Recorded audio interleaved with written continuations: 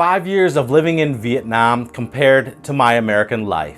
I lived in Vietnam from 2018 to 2023, staying 1 year in Danang, the beachside city along the coast, and then spent the next 4 years living in the southern metropolis of Saigon, or Ho Chi Minh City. Overall, Vietnam is very livable, entertaining, and offers an affordable, high-quality life. Most travelers and longtime residents tout the cheap cost of living and first-rate amenities. For example, a $500 a month fully furnished apartment might include a rooftop bar, workout gym, and room service. Street food, mom and pop restaurants are equally affordable, costing no more than $2 to $3 per meal, and no tip. After spending a half decade in Vietnam, here are some of the major observances I've made after coming back to America. Convenience versus comfort. I would say life in Vietnam is easier, whereas American life can be summed up as comfortable. For example, because daily living expenses and services in Vietnam are so affordable, one doesn't have to make a lot of money in order to enjoy it. For example, one can pretty much show up at a major apartment complex or hire a real estate agent to search for your housing needs. Generally, you just need to hand over your passport, make a down payment, and then sign a few papers, and then you're giving the keys to your new kingdom. In America, renting an apartment is much more inconvenient, where prospects generally need 3 references, work pay stubs, substantial work history, and must go through a credit score and security background check. Generally speaking, the first and last month's deposit, upwards of $5,000 in a lot of cases, are required up front before you can even get a foot in the door.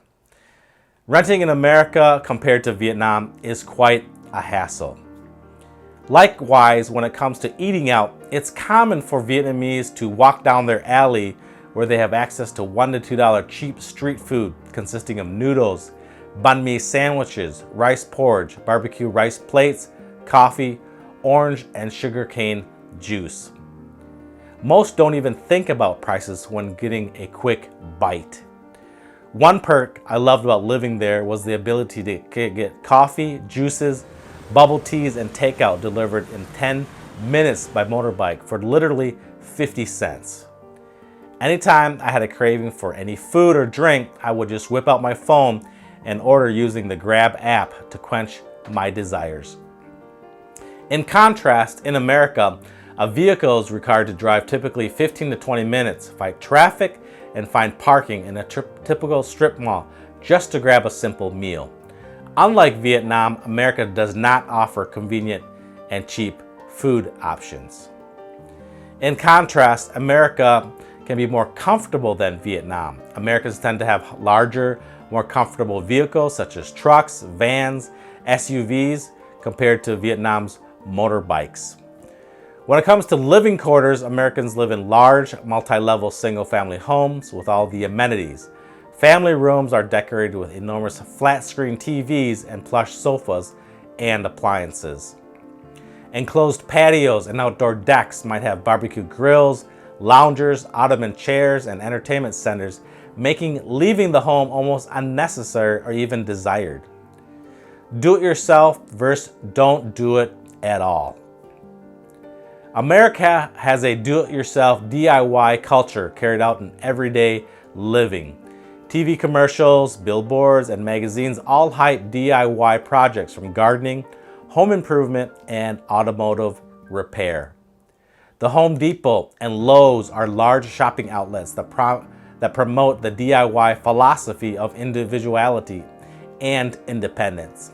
In fact, there's even U-Haul and tool rental services so you can complete your weekend projects in time. Contrary, during my time in Vietnam, I don't ever recall anyone promoting a DIY product or service. Nearly everything is outsourced, from home moving services, home repair, to appliances and furniture installed and assembled on site at your apartment.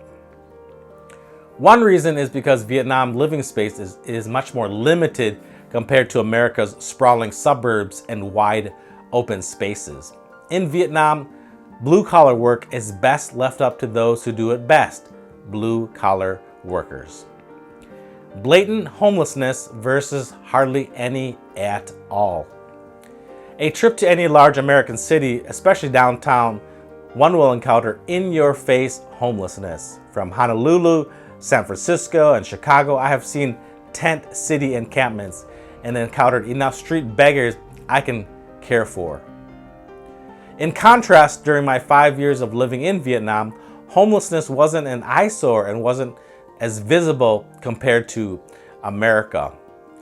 Only occasionally on the way back from a late night from the city center to my apartment did I witness a few homeless people camped out in storefronts. But this phenomenon was very rare, perhaps less than 5 people. Of course, Vietnam does struggle with poverty, and many families similar to America are living paycheck to paycheck. But by and large, drug-infested homeless encampments just didn't exist.